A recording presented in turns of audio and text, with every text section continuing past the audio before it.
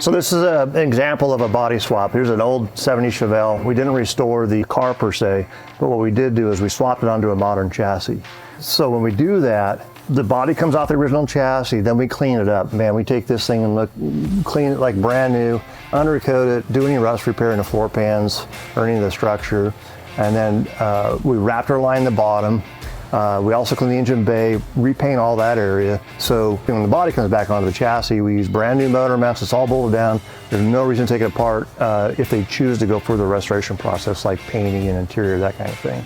And as you can see, it's just beautiful. I mean, brand new fuel tank, exhaust system that we hand built here. We see all the brake lines, the suspension pieces, all Art Morrison parts. It's just, it looks like a brand new car from underneath. And if you look at the top side, you think it's an old Chevelle. But for this customer, this is exactly what they wanted, to have something they can rely on and drive around, and simply put, this is it.